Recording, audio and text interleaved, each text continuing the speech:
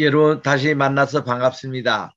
지난주에는 강의 끝나자마자 공항으로 가서 김포공항에서 제주공항에 도착해서 3박 4일 일정을 이렇게 잘 마무리했습니다.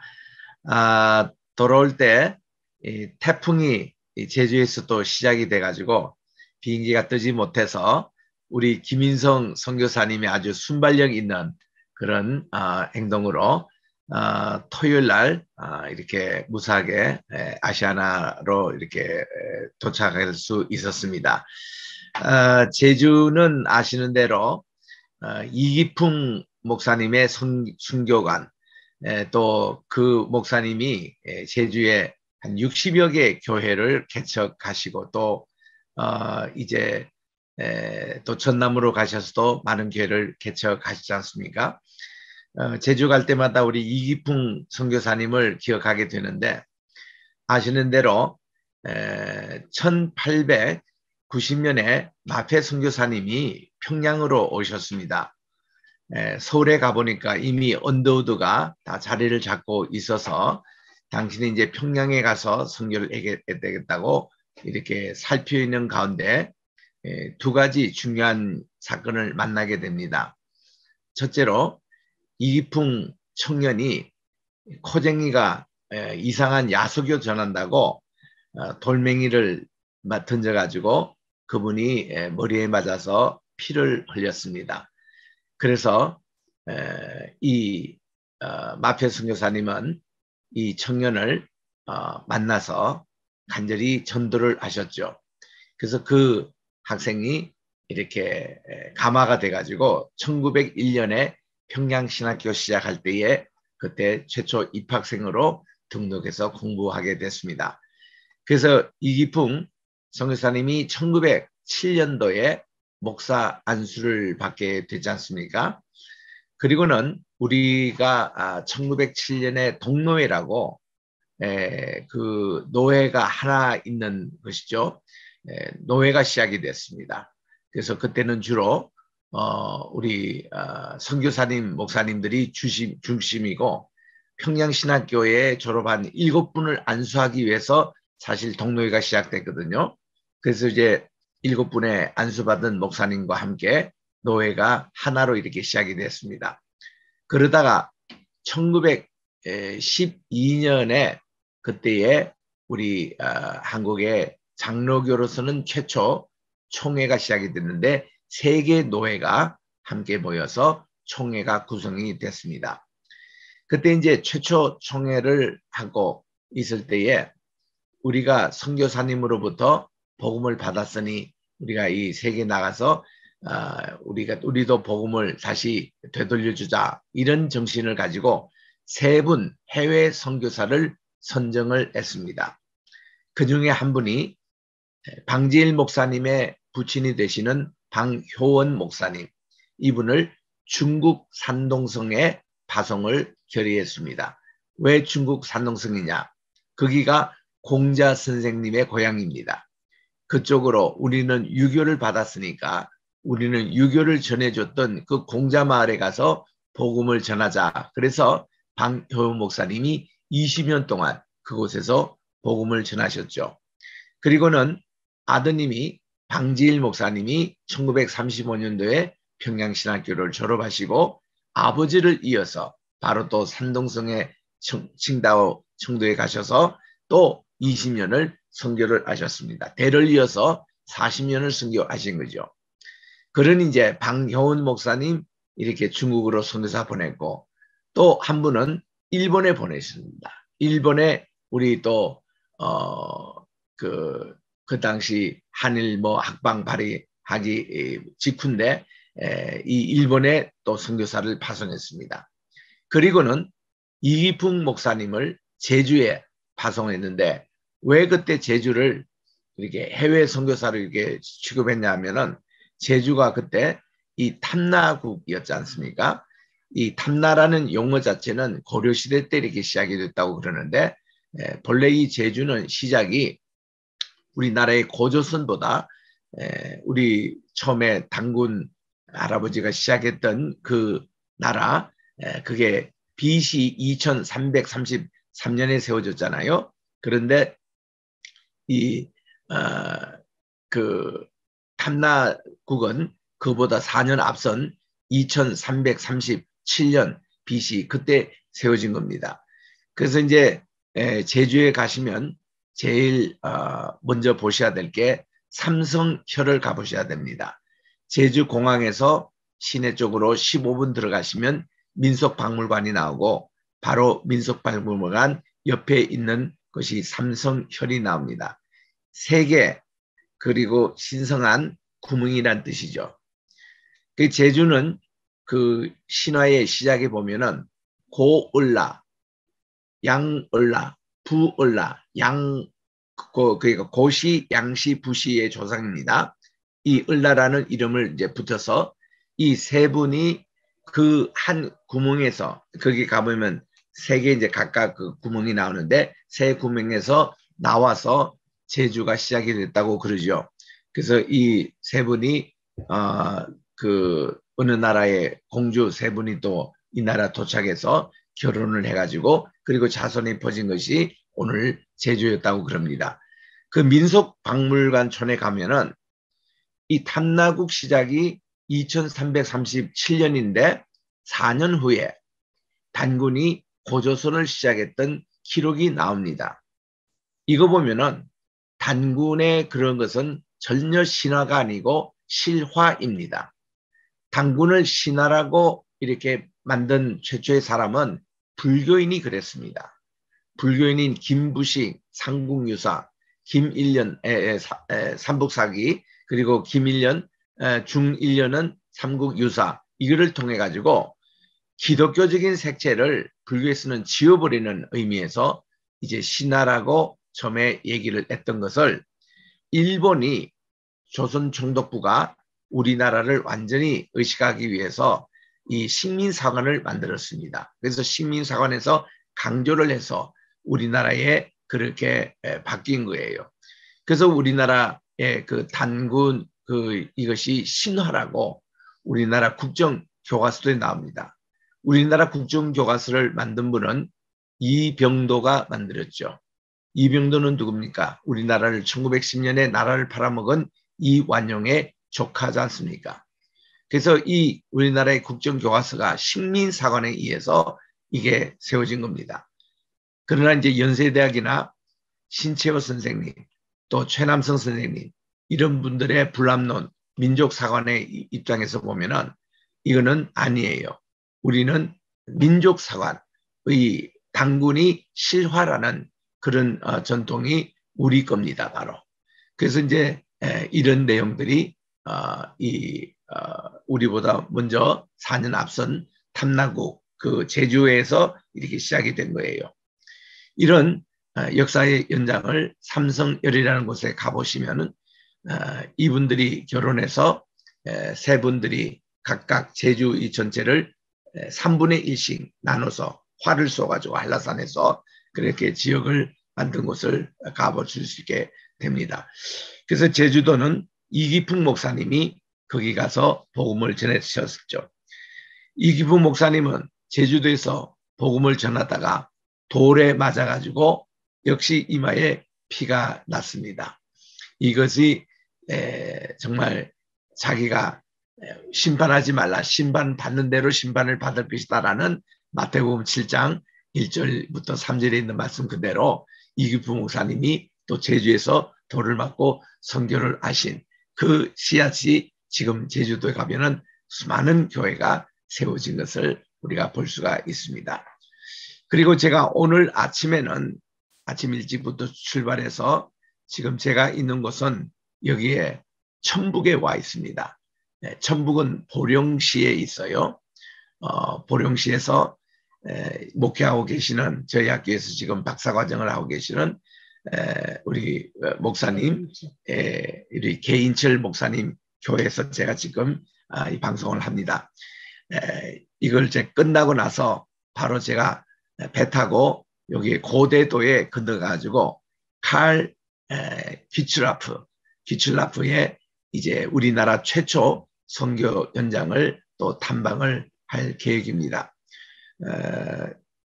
여기서 조금 남쪽으로 가면 서천인데 서천에 보면은 마량진이라는 곳에 거기에 우리나라 최초 성경 전래지가 있습니다.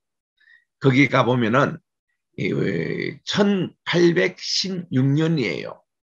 그러니까 우리 알렌 선교사님이나 아펜젤라 또 언두드 선교사님이 우리나라에 오시기 훨씬 70여 년 전에 우리나라에 성경이 최초로 전래가 됐습니다. 그게 바로 이 서천에 있어요. 서천에 제가 한 15년 전에 집회를 왔었는데 그때 그 총신대 총장도 하셨던 김영우 목사님 서천은 교회였습니다. 그때 그 김 목사님께서 말씀이 여기가 바로 한국의 최초 성경이 전래됐던 곳이라고 소개를 해 주셨어요. 깜짝 놀랐습니다. 아니 우리 한국의 성경 최초 전래지가 저 중국 존 로스 목사님이 그거를 해서 우리 서상윤 장로님을 통해서 의주를 통해서 미리 빼앗된 그 성경이 최초 아닙니까? 했더니 그보다도 훨씬 앞선 1816년입니다. 그때 우리나라의 정조 왕대인데 그때 9월 5일에 영국의 한 배가 우리나라에 표류하게 됐습니다. 그 정박해가지고 우리나라 그때의 조대엽이라는 분이 이 영국 함대 방문했을 때에 그때 이 선장이 성경책을 선물로 준 것이 우리나라의 최초의 성경 전래지라는 거예요. 그래서 야 이거 참 귀한 일인데 기념관도 세우고 이게 우리나라에 뿐만 아니라 세계에 알려야 되지 않겠습니까? 라는 대화를 나눈 적이 있는데 최근에 제가 서천에 와보니까 이미 한국 최초 성경 전래 기념관이 서 있고요. 그거를 제가 지금 몇 차례나 와서 보았습니다. 우리 신학교에서도 와서 보고 또 목회자 세미나 할 때도 제가 몇 분 이렇게 인수를 해서 장 방문하고 꼭 여러분들이 한국에 계시면 여기 서천에도 와보시고 또 이제 최초 우리 개신교 선교사님이에요. 칼 퀴츠라프가 우리나라에 도착하셨거든요. 알렌보다도 52년 앞서 있는 1832년에 오늘 제가 방문하는 고대도 거기에 이제 동인교회가 있는데 이 동일교회 여기가 기념관이 세워져 있습니다. 그래서 이런 우리나라에도 성지순례 있다는 것을 기억하시면서 해외에 계시는 선교사님들도 한국 오시면 꼭 여기 서천에도 보시고 또 이제 고대도에도 가셔서 여기 보령에서 배를 타고 한 40분 건너가는 곳입니다. 거기 칼 비슬라프는 독일분이에요. 이분은 그 독일에 있는 베를린의 홈볼트라는 신학교 출신입니다. 이분이 중국 선교에 왔다가 배가 이렇게 그 방향을 잃고 이렇게 또 돌아다니다가 우리나라 이 고대도에 귀착한 겁니다. 그때가 1832년 7월 25일이에요. 이 한여름 때 여기 이제 도착하셔서 이분이 이제 우리나라에 오셔서 쪽복음 성경도 전해주고 그때는 물론 중국말로 된 겁니다. 그리고 우리나라 여기에 몇 개월 계시면 또 그 한문으로 된 것을 한글로 주기도문을 최초 번역하신 분이에요. 칼 비스라프. 그러니까 하늘에 계신 우리 아버지여 이름이 거룩히 여김을 받으시며 우리가 지금 외우는 그 주기도문을 최초로 번역한 분이 칼 비스라프 선교사님이에요. 그리고 우리나라의 한글이 우수하다는 것을 세계 최초로 알린 분입니다. 그리고 또 우리나라의 감자를 이렇게 소개해 주셨어요. 그래서 이거는 한국의 장학 퀴즈도 나온 문제죠. 우리나라의 감자 최초의 전래자는 누구냐? 1832년 칼 퀴즈라프 선교사님이었거든요. 그거 장학 퀴즈도 나올 그런 문제입니다. 그래서 그분이 우리나라 감자를 이렇게 전래해 주셔서 감자전 있죠. 우리가 좋아하는 거 강원도에서 그것도 이렇게 시작하는 분입니다. 그게 이제 오늘 제가 지금 건너가는 고대도에 있습니다. 또 여기에 해저 터널이 지금 최근에 개통이 돼가지고 7.5km 섬과 섬 사이를 연결하는 해저 터널이 이렇게 해서 근데 그것도 제가 오늘 이제 또 가보려고 합니다. 그래서 오늘 강의는 제가 보령에서 하고 있습니다. 자, 우리 성지순례, 우리 이스라엘, 이집트, 조르단 지난 시간에는 제가 특별히 이집트에 있었던 시내산, 우리가 이제는 캐토릭이 만드는 가짜 시내산이라고 그렇게 부릅니다. 그렇게 가짜라고 부르는 이유를 제가 지난 시간에 소개한 바 있습니다. 우리 떨기나무 저자인 김성학 장로님이 우리나라에 한 거의 20년 전에 소개한 그 책을 통해서 이제 한국에도 많이 알려지고 있고 전 세계적으로는 뭐 말할 것 없습니다. 많이 알려지는데 이런 이론은 기존 우리 성경 고고학자들 또 구약학자들의 강한 저항에 이렇게 부닥쳐서 한국에 아직도 이거를 인정을 받지 못하는 슬입니다. 학설입니다. 그런데 제가 이제 이 책을 입수해서 읽기 시작한 것이 한 15년 전쯤 된 것 같아요. 그 책이 나온 지 얼마 되지 않을 때입니다. 그래서 저는 이제 이런 것을 받아들이면은 처음부터 부인한다기보다도 이것에 대해서 일단은 이해를 하고 그리고 확인을 하고 그리고는 제가 이제 이것을 연구하기 시작하는 건데 이런 고고학적인 연구 태도는 제가 이제 하버드에 있을 때 배운 것이에요. 저를 가르쳤던 선생님 프랭크 크로스 교수님, 이분은 지금은 돌아가셨습니다만 그 당시는 당대 살아계신 고고학자로서 올브라이트의 직계 제자로 이 미국과 전 세계의 아주 대표적인 고고학자였죠.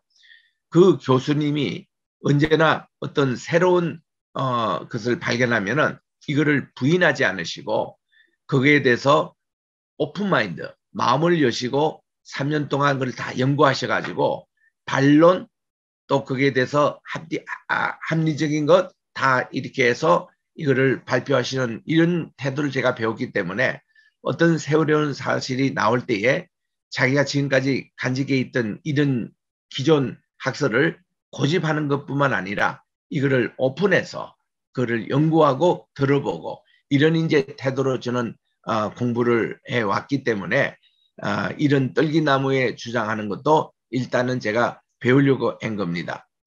그때 제가 이 책에 대해서 관심이 더 많았던 것이 제가 그 당시만 해도 25번이나 신학생들, 목회자들 인솔해서 가짜 시내산에 다 갔습니다.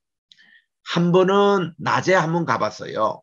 얼마나 고생인지 모릅니다. 돌산에 올라가는 과정도 힘들었지만 질려버려요. 이 낮에 막 뜨거운 햇빛을 받아가며 올라가면. 그래서 이제 여기는 어떻게 하냐면은 새벽 2시쯤 다 잠자는 베두인 마을에 잠자는 우리 성지 순례자들 깨워가지고 새벽 2시에 출발합니다. 그러면 하늘에 많은 쏟아지는 별들을 보면서 올라가지요. 올라가서 3시간 동안 돌산에 갑니다. 낙타 타시는 분은 낙타로 이제 올라갑니다. 얼마나 그 과정이 3시간 동안 힘든지 몰라요. 그래서 이제 마지막 계단이 750 계단인데 그거 이제 넘으면 그자말로 그 당시 모세의 그 기념 채플이라고 있는 그 정상에 도착합니다. 그러면 이제 거기서 해가 뜰 때까지 우리가 좀 쉬기도 하고 찬송도 부르고 기다리면서 먹는 컵라면 맛 일품입니다. 일품. 그래서 우리는 시내산에 올라갈 때는 전부 다 컵라면을 한두 개 다 가지고 가요. 그 한국에서 출발 때부터 우리가 그렇게 합니다. 또 미국에서 출발했어도 그렇게 합니다. 그래서 거기 가면은 베두인들이 그 가짜 시내산 꼭대기에서 물 한 컵 따뜻한 물을 팔아요. 그 주전자 그게 1불입니다. 1불에 물 사다가 물을 붓고 거기 컵라면을 먹는 맛은 일품입니다. 얼마나 꿀맛인지. 왜냐하면 그 어렵게 3시간 올라와서 그야말로 밤새도록 등산한 거죠. 그리고는 이제 컵라면 하나 먹고 해가 이제 뜰 때 그때 새벽 기도해 가지고 내려오곤 했던 것이 돌산 시내산이어요. 그런데 문제는 성경에 관련된 내용들을 하나도 보여줄 게 없다는 겁니다. 가짜 시내산이다. 어디가 황금 송아지를 만들었던 장소가 어디 있는지, 제단이 어디 있는지 있을 수가 없는 곳이에요. 그거는 너무 좁아가지고 도무지 60만 대군 사람들이 머물 장소가 도무지 거기는 없습니다. 그리고 두 번째는 이 장소가 6.1 전쟁을 통해서 모세 다얀이 이렇게 1967년부터 여기가 이스라엘 땅인데 1981년에 이제 평화협정으로 이 땅을 다시 이집트 사다트가 그때 대통령할 때인데 그 돌려줄 때까지 16년 동안 이스라엘 땅이었는데 이때 이스라엘의 고고학자들 200명이 이 지역을 투입해서 이 출애굽의 흔적을 찾는 유물을 발견했는데 하나도 발견한 게 없습니다. 지금도 여러분들이 뜰기나무 책 또 제가 지금 얘기하는 이런 강의 내용들을 우리나라의 구약학자라든지 또 이스라엘에 있는 히브리 대학 학자들에게 얘기하면 그거 다 가짜 뉴스라고 다 이렇게 매도를 해버려요. 그럼 여러분들이 반드시 물어야 될 게 두 가지 물으십시오. 첫째로 당신들은 사우디에 있는 그 라오스 산에 가본 적이 있느냐 이거는 물으십시오. 우리 한국에서 이 문제 가지고 3년 전인가 100주년 기념관에서 이거 세미나 했지 않습니까? 그때 이스라엘에서 공부한 네분 고야학자들이 열심히 김성학 뜰기나무 이 책 가짜라고 위조라고 그렇게 떠들면서 했습니다. 그러나 여기 지지하는 네 분이 강의를 다 하다가 그 이론에서는 밀리기도 합니다. 김성학 씨가 뭐 평신도인데 그 사람들이 뭐 한다고 그런 것을 함부로 얘기하느냐 이런 얘기부터 다 얘기했어요. 그래서 다 8분의 강의가 다 끝났습니다. 질문 시간에 했어요. 그때 그 한 분 목사님이 질문을 하신 거예요. 이스라엘에서 공부한 4분의 학자들 뜰기나무를 절대 반대하는 이분들에게 물었습니다. 당신들 사우디아라비아에 있는 위대한 광야 그 시내산에 가본 적이 있느냐? 아무도 가본 적이 없습니다. 서울에 갔다 온 사람이 이깁니까? 가지 않는 사람이 이깁니까? 김성학 장로님은 12번이나 거기에 갔다 오신 분이에요. 거기에 대한 모든 자료를 갖고 계십니다. 그래서 그때 그 세미나에서 완전히 모든 목회자들이 김성학 장로님에게 고개를 끄덕거렸던 일들이 얼마 전에 있었던 거예요. 그래서 지금 현재 해외에 계시는 우리 선교사님들도 무시하지 마시고 관심을 가지고 한번 읽어보세요. 그리고 이제는 감사하게도 사우디아라비아가 이걸 다 오픈했습니다. 개방했습니다. 그래서 얼마 전에 김성학 장로님이 미주에 있는 교포 30명을 모시고 갔다 오셨어요. 갔다 오셔서 지난주에 한국에 도착하시자마자 제게 연락이 온 겁니다. 만나자고. 이분의 거기 다 갔다 오신 사진도 보내시면서. 그래서 지금 우리 신학교나 우리 학교에서도 곧 이래 진짜 시내산인 거기 가보려고 그럽니다. 저는 이제 누에바 항구를 통해 가지고 배를 타고 이 미디안 광야에 건너갔습니다. 그 루트가 옛날 출애굽했던 그 루트예요. 그래서 저는 이 라오스 산까지는 접근을 못했습니다. 거기는 이제 가는 교통도 안 되고 가면 그때 군인들이 지키고 있어가지고. 그러나 이스라엘 백성들이 이 광야에서 머무르고 있다는 미디안 광야는 제가 가봤습니다. 얼마나 넓은 곳에 충분히 거기는 200만, 300만이 머물 수 있는 매일 아침마다 만나를 먹고 그 만나를 쪄서 찌는 거 또 이것을 구워 먹는 방법, 튀겨 먹는 방법, 만나도 먹는 방법이 여러 가지 있거든. 생으로 먹는 방법이 있는데 충분히 그렇게 먹을 수 있는 그런 공간은 저도 보고 왔습니다. 그런데 이제는 사우디아라비아가 트럼프 대통령 시절 때에 이스라엘하고 화해를 이렇게 해서 이제 그거를 오픈을 하고 있어요. 그래서 이제는 군인들을 지키지도 않고 우리가 자유롭게 성지순례할 수 있는 아직도 무슨 숙소라든지 이런 시설은 좀 미약하답니다. 그러나 우리는 이제는 거기 가서 볼 수 있는 길이 열렸습니다. 그래서 제가 이 시간을 통해서 다음 주나 그 다음 주에 김성학 장로님과 인터뷰하는 그런 시간도 갖도록 하겠습니다. 그래서 떨기나무 굉장히 참 중요한 얘기거든요. 그래서 이제 오늘부터 여러분들을 제가 이스라엘, 이집트, 요르단, 또 이제 이란, 또 이라크, 그리스 이런 나라를 포함한 6개국의 이 성지순례로 여러분들을 인도하겠습니다. 먼저 우리 가장 중요했던 이스라엘입니다. 이스라엘에 다윗의 무덤 있죠. 다윗의 무덤이라는 것은 가짜 무덤입니다. 이게 어디냐면은 시온산에 있는 사도행전 2장이 일어났던 마가의 다락방, 바로 그 옆에 이게 있습니다. 왜냐하면 이스라엘 사람들이 다윗에 대해서 무덤도 그들은 아는 바가 없고, 도대체가 이분에 대한 뭐 아무 기념할 만한 것이 없습니다. 베들레헴에 가도 이 다윗에 대한 것이 하나도 없어요. 다윗이 어디서 살았는지, 이세 집안이 어디서 있었는지 여기에 대한 것도 없습니다. 그래서 하도 이제 그래서 시온산에 이제 가짜 다윗의 묘를 만들고 거기에 이제 있는 메노라 앞에서 제가 사진 찍은 겁니다. 이 메노라, 하나님의 성소에 있는 메노라, 이 원리가 뭔가니 7개 촛대가 있고 8개짜리 촛대가 있어요. 지금 여기 눈에 보이는 것은 8개짜리잖아요. 요 촛대는 7개짜리는 하나님의 성소에 있는 촛대, 8개 있는 것은 하누카 메노라라고 그럽니다. 하누카 절기 때. 이 하누카는 여러분 아시죠? 마카비 독립운동이 BC 167년부터 164년에 있었습니다. 3년 반 동안이 이게 독립전쟁이 있었습니다. 3년 반이라는 것은 이스라엘에서 굉장히 중요한 숫자입니다. 이게 이제 한때, 두때, 반때 그 더하면 1 더하기 2 더하기 0.5 더하면 3.5가 나와요. 이거는 뭔가니 7년의 반이 3.5, 3년 반이지 않습니까? 그래서 한때, 두때 반이에요. 이것이 예수님의 공생애가 3년 반 동안 전개됐습니다. 또 마카비 운동이 3년 반 동안 있었어요.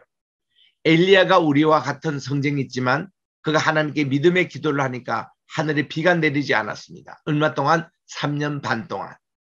그래서 그가 갈멜산에서 하나님께 다시 기도할 때에 이 비가 폭우가 쏟아진 겁니다. 3년 반이에요, 전부 다. 요거를 달수로 계산하면 42달이에요. 12개월 곱하기 3년, 36개월이죠. 더하기 6개월 하면 42개월이 나오잖아요. 40입니다. 그 숫자를 우리가 기억하면 42가 또 어디 나옵니까? 마태복음 1장에 예수님의 족보에 보니까 예수님은 이렇게 14대, 14대, 14대 세 번 거치고 나서 이제 예수님이 태어나는 거예요. 아브라함의 42대 손으로. 그래서 이게 42가 그렇게 나옵니다. 이 다 3.3년 반이라는 이 뜻입니다. 이 마카비 독립운동도 167년에 그들이 시리아 안티오쿠스 왕과 싸워가지고, 왜냐하면 그 알렉산더의 제자가 됐던 분이 안디오크인데 이 안디오크 왕이 시리아를 점령을 했습니다. 그러니까 알렉산더의 장군이었죠. 그래서 거기에 이제 4세가 되는 안티오쿠스 에피파네스라는 이 친구가 완전히 이스라엘을 헬라화 하려고 강압적으로 한 겁니다. 예루살렘 성전을 다 없애버리고 거기에 제우스 신전으로 만들었습니다. 제우스 신상을 세우고 유대인들이 가장 싫어하는 돼지고기, 제우스가 돼지고기를 굉장히 좋아하거든요. 그래서 제우스 신전이 있는 곳 데가볼리 지역에는 이 돼지들을 많이 키웠습니다. 돼지고기 좋아합니다. 돼지를 거기서 바쳤고, 이러니까 유대인들이 막 미쳐버립니다. 너무 화가 나는 거예요. 그리고는 할례를 못 받게 했습니다. 안식일을 없앱니다. 토라를 없앱니다. 이런 강압적인 반유대 정세에 반대해서 마카비 집안이 일어난 거예요. 일어날 것들이 3년 반 동안 독립전쟁을 해가지고 그들이 마지막 승리했습니다. 그래서 이제 64년, 그러니까 164년이에요. BC 164년 12월 달에 추운 겨울입니다. 이때에 예루살렘 성전을 재탈환했습니다. 재탈환해서 하나님께 다시 봉헌했다. rededication. 이 말을 히브리 말로 하누카라고 그렇게 얘기합니다. 하누카. 이거를 요한복음 12장 20절에 보니까 그는 수전절이라고 우리 한국말로 번역을 했습니다. 성전을 재탈환했다는 뜻이죠. 하누카. 그래서 이제 그들이 성전에 들어갔을 때에 이제 이 메노라 여기 이제 불을 켜야 됩니다. 그런데 이렇게 불이 여기는 꺼지면 안 돼요. 성소의 불이 꺼지면 큰일 납니다. 우리 출애굽기 27장 맨 끝에도 보니까 하나님 말씀 제가 찾아서 한번 읽겠습니다. 중요한 말씀이기 때문에 이 성소에 있는 촛대 메노라에 불을 절대로 끄면 안 돼요. 출애굽기 27장 맨 마지막 절에 있습니다. 여기에 보니까 이렇게 기록이 되어 있습니다. 아론과 그의 아들들로 회막간 증거 앞에 있는 휘장 밖에 저녁부터 아침까지 항상 여호와 앞에서 그 등불 메노라입니다. 보살피게 하라. 이는 이스라엘 자손이 대대로 지킬 규례니라. 그 앞서 20절에 보면 너는 또 이스라엘 자손에게 명령하여 감람 이 올리브로 짠 순수한 기름을 등불을 위하여 내게로 가져오게 하고 끊이지 않게 등불을 켜되 이렇게 말씀합니다. 이거 절대로 끄면 안 돼요. 이 말씀에 의거해서 가는데 이 기름이라는 것은 올리브 기름이에요. 이 올리브 기름은 바로 성전 앞에 있는 겟셋만의 동산에서 이거를 만든 기름입니다. 하루분밖에 탈 기름이 없었어요. 그런데 하나님의 이 성소에 바칠 이 올리브 기름을 만들려는 것은 일주일이 걸립니다. 7일이 걸려요. 그래서 이제 7일 동안 이게 문제입니다. 그럼 뭐 불이 꺼지긴 않아요. 하나님께 그들이 간절히 기도했다는 거예요. 저희들이 7일 후에 이거를 만들어서 다시 기름을 채우겠으니 불이 꺼지지 말게 해달라고 간절히 기도했는데 기적이 일어난 겁니다. 하루 분량밖에 없는 이 기름이 8일 동안 간 거예요. 그래가지고 그들이 이제 일주일 후에 이제 기름을 다 채울 때에 이것이 그때까지 불이 꺼지지 않아가지고 그때부터 이들이 하누카 메누라는 하나 더 만듭니다. 기적의 8일이라고. 그래서 8개 촛대를 여기에 준비한 거예요. 여기는 촛대는 지금 여기 중간에 이렇게 하나 있어서 가지가 이렇게 4개 있잖아요. 7개 촛대는 중간에 하나 있고 가지가 3입니다.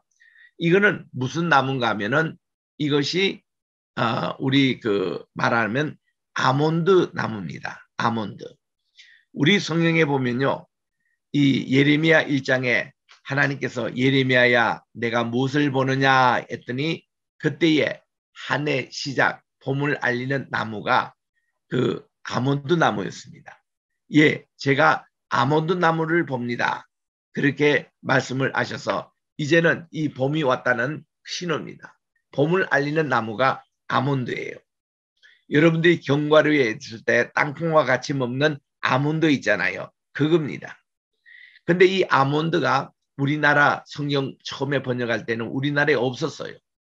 그래서 비슷한 나무가 살구나무였습니다. 그래서 우리나라 번역에는 살구나무로 번역이 되어 있어요. 그런데 오늘날 우리나라에 보는 살구나무와 진짜 그 아몬드는 다릅니다. 그래서 이 용어를 바꿔줘야 돼요. 이름 바꿔지는 용어가 종려나무도 마찬가지입니다. 종려나무가 우리가 예수님께서 호산나 입상하실 때에 종려나무 가지 막 흔들며 했잖아요. 원래가 4월 17일이 종려주일입니다. 그래서 이제 다음 주죠. 종려주일인데 이 본래 종려가 아니에요. 대추야자입니다. 영어로 보면 데이트예요. 데이트. 팜출입니다. 이게 손으로 손가락 이렇게 생겼다고 해서 팜출이라고 그래요. 그게 이제 정확한 번역은 대추야자입니다. 거기서 데이시 나와요. DATE. 아주 달콤한 우리 대추처럼 생긴 거, 대추야자라고 그러죠. 그게 나옵니다. 그런데 이거를 우리나라에는 그게 없었기 때문에 중국에 있는 종려나무, 그 비슷한 거거든요. 우리 화분에 이렇게 심는 그런 것이 종려입니다. 그래서 그 이름을 이렇게 한 거예요.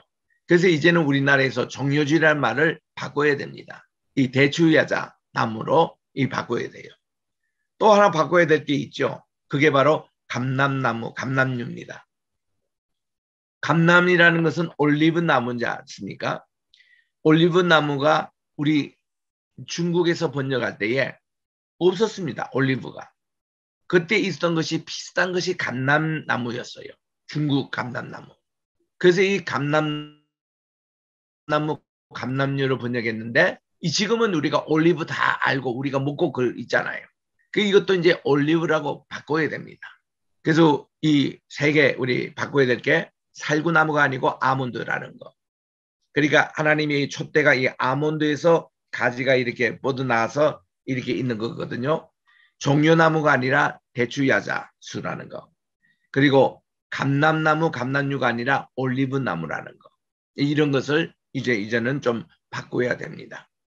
그래서 우리 겟셋마네라는 얘기는 그는 올리브 유를 짜는 기계라는 뜻이 겟셋마네의 그 아람말이에요. 아람말. 그래서 우리 신학교 이름이 겟셋마네 신학교인데 겟셋마네 신학교라는 이름을 왜 한 것은 제가 성지순례 갔을 때마다 겟셋마네 거기 가면 예수님이 쉬시고 제자들을 가르치시고 최초의 그 신학교가 겟셋마네 신학교더라고요. 그래서 제가 겟셋마네 신학교, 겟셋마네 세계 선교회 그리고 겟셋마네 교회 이런 이름을 제가 좋아합니다. 자, 우리 아시는 갈릴리 해변가. 저는 이스라엘 갈 때마다 갈릴리를 너무 좋아합니다. 왜냐하면 자연 그대로 보관하고 있기 때문에 그렇습니다. 여기 돌들이 현무암이에요. 우리 화산지대가 있는 제주도에 가면은 현무암이 널려 있잖아요. 이게 갈릴리가 이렇게 현무암으로 늘려져 있습니다.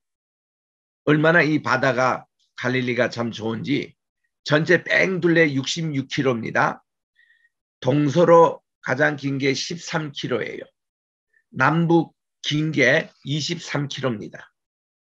그러니까 이 갈릴리가 조금 엉클어진 반지 모양으로 이렇게 둘레가 있습니다. 반지같이 생겼어요. 그래서 갈릴리라 그렇게 얘기합니다. 갈릴리라는 게 반지라 이런 뜻이에요.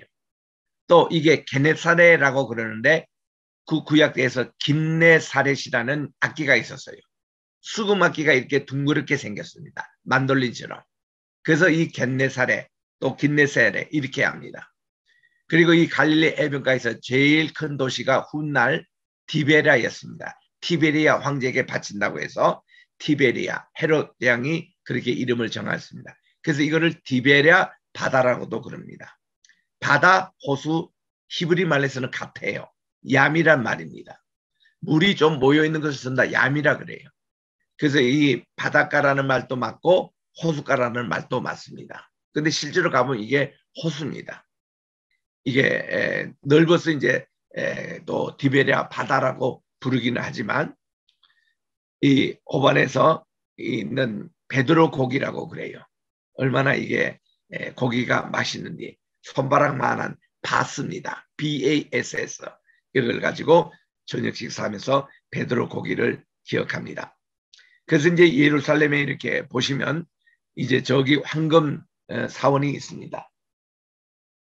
예루살렘 근처에는 산이 3개 있습니다. 지금 제가 서 있는 이곳이 감람산이에요. 올리브산입니다. 그리고 저 성전이 있는 저 산을 성전산이라 그래요. 그래서 성전산에서 남쪽으로 이렇게 밑으로 내려가면 시온산이라고 그럽니다. 높이가 약 100m씩 틀립니다. 지금 제가 서 있는 이 감람산, 이 올리브산, 이거는 해발 한 850m입니다. 예루살렘은 해발 750m예요. 예루살렘 남쪽에 있는 시온산은 해발 650m입니다. 거기에 마가의 다락방이 있는 곳입니다. 자, 인천공항에서 로마로 우리 한국에서 직항할 수 있습니다. 로마로 가서 이제 여기서 그 이스라엘로 이렇게 들어간 그 항로를 제가 갔던 곳에 그때 찍은 건데, 이 공항을 벤구리온 공항이라 그럽니다. 벤구리온이란 말은 이스라엘의 초대 수상 이름이에요. 그분은 고고학도 굉장히 좋아했습니다. 그래서 그때 야딘 이 훌륭한 그 고고학자가 있는데, 이분을 같이 많은 고고학을 발견한 분이 바로 벤구리온이라는 분입니다. 이 초대 수상. 이분이 이제 훗날 보면 하솔에도 직접 오시고 했던 분을 우리가 만나게 됩니다. 이스라엘이라는 이름 자체가 뭔가 하니, 하나님께서 다스리신다라는 것이 이스라엘의 뜻입니다.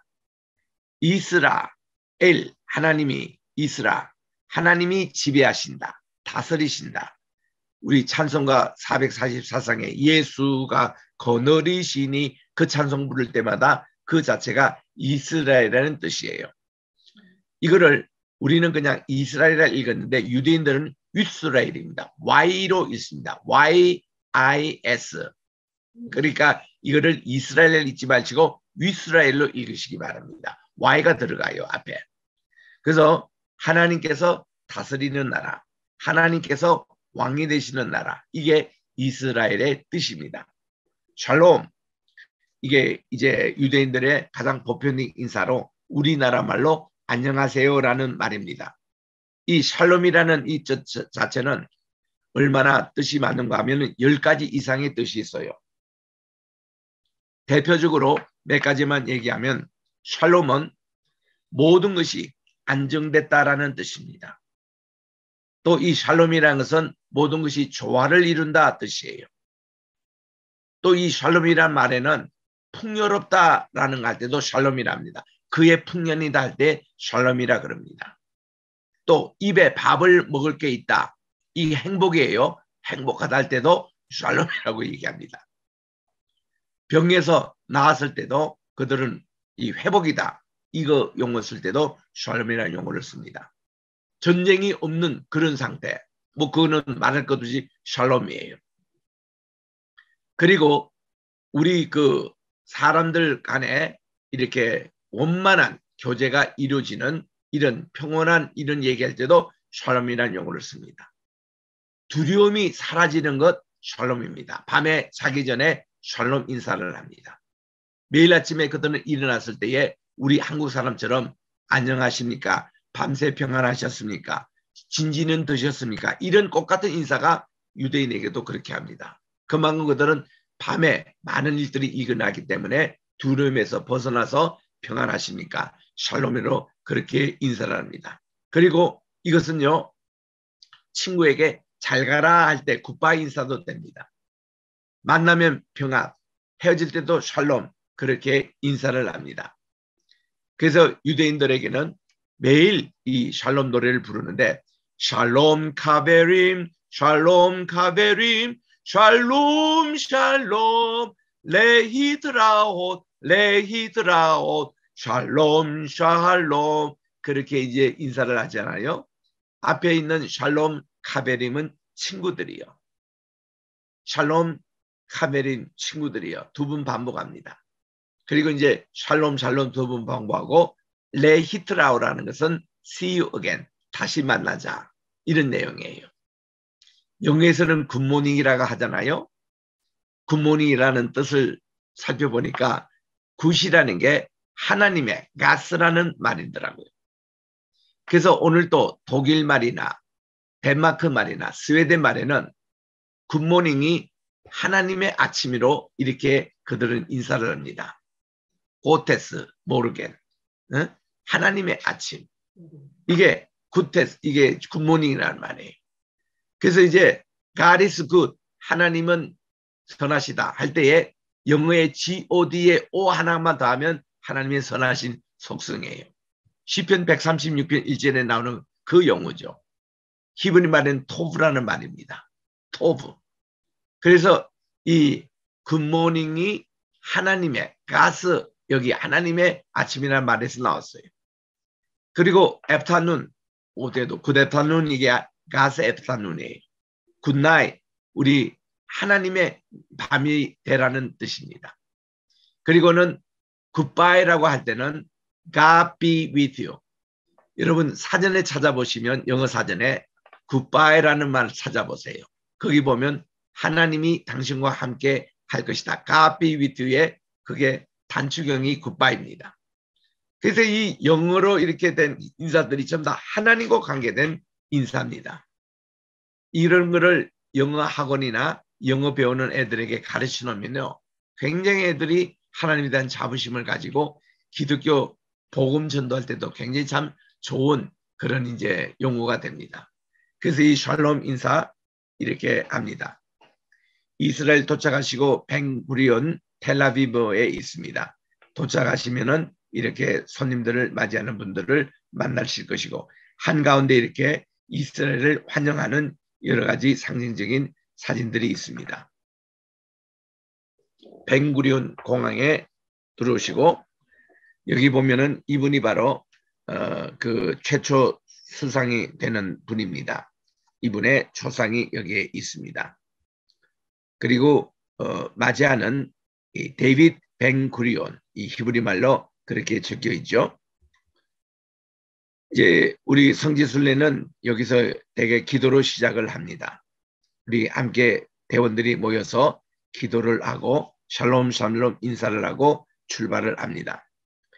여기 보면은 이스라엘에서 제일 대표적인 게 7개 촛대입니다. 8개 하누카 메노라가 아니라 그냥 요거를 여기서는 샬롬이라고 밑에 적어서 샬롬을 위한 촛대라고 이렇게 기록되어 있습니다. 이렇게 해서 제가 이 벤구리온 공항에 도착한 것이 한 50번 정도 도착을 했습니다. 저는 이스라엘에 약 한 60번을 다녀왔는데 그 나머지는 저기 요르단에서 이스라엘로 이제 가곤 했습니다. 이스라엘의 평화를 기원하는 이 메노라는 이스라엘 상징으로 성전 촛대는 7개, 하누카 촛대는 8개입니다. 올리브 기름으로 공급해서 촛대를 밝힙니다. 성소하는 그래요. 그러나 지성소 안에는 촛대가 필요 없습니다. 거기는 하나님의 임재가 상징하는 여호와의 불이 있어요. 이 불을 쉐키나라 그럽니다. 하나님의 영광이라 그러죠. 그래서 이 쉐키나 여기서 밤에 쭉 나온 것이 이제 불기둥이 되고 또 낮에 쭉 있는 것이 구름기둥이 된 거죠. 그래서 이 지성소 안에는 항상 여호와의 불이 있기 때문에 제사장들이 따로 촛불을 가지고 갈 필요가 없는 것입니다. 근데 이 성소 안에는 이 촛대가 있어서 아까 우리 출애굽기 27장 20절 21절을 읽은 대로 항상 이거는 이 촛불을 감금하도록 되어 있습니다. 그래서 우리 어린 사무엘이 그 실로 성소를 지킬 때에 이 기름을 이 촛대를 관리하는 일을 했어요. 초대수상 우리 데이빗 벤구리온 동상 앞에서 찍은 사진이고 그리고 여기 이스라엘 도착하셔서 제일 먼저 만나는 빵이 바로 콜라라는 빵입니다. 이게 여기서 칼라라고 이렇게 되어 있는데 또 콜라라고도 읽습니다. 안식일 때 이 빵을 먹어요. 얼마나 맛있는지 모릅니다. 그래서 여러분들도 주변에 이 콜라빵 요즘 한국 마켓에서도 많이 팝니다. 이 유대인들 많이 사는 미국에는 말할 것도 없고요. 이 콜라빵이 많이 파는데 우리 교회에서 이걸 친교용으로 드시면 참 좋은 빵입니다. 안식일 때 먹는 빵이에요. 이 공항 앞에 딱 가보면요. 겨자나무가 있어요. 여러분 이 겨자라는 것은 눈에 보일 때마다 너무 작은 거지 않습니까? 이게 신기하면은 새들이 깃들 만큼 자란다. 지금 요거 자라는 요것이 최소한 한 5m는 될 것 같아요. 이만큼 겨자가 이렇게 크게 자랍니다. 그 겨자나무가 공항에 있어요. 그것도 참 우리 신기한 겁니다. 그리고 벤구리온 앞에 있는 팜추리가 있습니다. 아까도 제가 말씀드린 대로 종려나무라기보다 대추야자나무 이것이 또 공항에 있는 것을 보시게 됩니다. 여기 이제 팜추리에 자라고 있는 데이트 이게 대추 야자라고 우리 얘기하는데 우리나라에 있는 대추보다 훨씬 달기가 농도가 뛰어난 겁니다. 그래서 여러분들이 여리고에 가시면 사케오가 올라갔던 뽕나무라고 하잖아요. 뽕나무가 일종의 대추야자입니다. 거기에 있는 대추야자가 얼마나 맛있는지 몰라요. 당분도 뛰어나고. 그래서 여리고는요, 종려나무 숲을 이루고 있습니다. 이 데이트, 종려나무, 예수님께서 그 시험 받으실 때에 마지막 세 번째 시험이 사탄이 내게 한 번만 절하면 이 모든 종려나무 도시를 당신에게 주겠다 하는 그것이 바로 여리고거든요. 여리고. 거기에 있는 이게 종려나무입니다. 얼마나 이 대시 맛있는지 몰라요. 그 여리고산 귤이라든지 감이라든지 이것은 세계 수출을 하고 있습니다. 그리고 여리고산에 그것이 상표가 뭔가니 자파라고 되어 있어요. 자파. 우리나라 마켓에도 팝니다. 미국 마켓에도 있어요. 세계 여러 곳에 자파라는 상품이 있는데 그것이 전부 다 이스라엘 여리고에서 온 감이며 귤이며 그런 곡식들입니다. 바나나도 마찬가지죠. 이스라엘 가시면 제일 서글픈 것이 이곳이 다 옛날에 이슬람 세계가 지배했던 곳입니다. 예루살렘도요. 1517년 우리가 그 해 하면은 잘 아시잖아요. 우리 개신교로 말하면은 종교개혁이 있었던 저는 종교개혁이라는 말보다 교회개혁이라는 용어를 더 좋아하는데 레포메이션이 1517년 10월 31일 마틴 루터에서 시작됐지 않습니까? 바로 그 해에 같은 해에 슐레 진저라는 오스만 터키의 황제가 예루살렘 점령을 했던 해입니다. 그리고서는 예루살렘 거기에 오늘날 가보는 성벽을 오스만 터키가 그때 쌓았던 거예요. 그로부터 400년 동안 이 예루살렘은 이 오스만 터키 지배하고 있었습니다. 그만큼 지금도 이스라엘이나 예루살렘, 나사렛 또 텔라비브, 부엘셰바, 하이파 이런 데 다 가면은 아침마다 새벽 5시 되면 아잔이라고 이슬람 사원이 기도하라고 이렇게 소리를 울리는 이런 소리를 여기서 들을 수가 있는 겁니다. 자, 어쨌든 이 지도에서는 이렇게 터키가 지금도 지배하고 있는 리비아, 이집트, 사우디아라비아, 요르단, 레바논, 터키, 또 시리아, 이렇게 이락, 이란 이런 내용들을 전달 보는데 이 이슬람도 두 개파로 나눠 있습니다. 90%는 사우디아라비아가 그 본부가 있는 수니파입니다.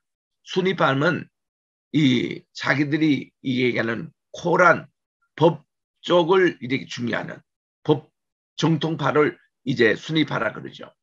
그리고 시아파는 이들이 자기들의 그 교주가 이제 칼리프라고 그러는데 칼리프가 좀 달달해요. 그래서 그들은 이 칼리프 교주를 중심으로 세워진 나라가 이 시아파 교도입니다. 이들은 다수 전투적이고 이 두 세력들이 계속 싸워요. 그러니까 오늘날 이란은 시아파의 정통입니다. 사우디는 수니파의 정통입니다. 이들까지 자기들끼리 싸워요. 그래서 우리 최근에도 이제 IS 문제가 많이 있었는데 자기들끼리 싸움입니다. 이슬람 세계. 오늘은 제가 여기까지 강의를 하고 다음 주에 계속 이제 이스라엘 서부 애한평원과 이를 보는데 혹시 질문이 있으면 한두 번 받고 마치도록 하겠습니다.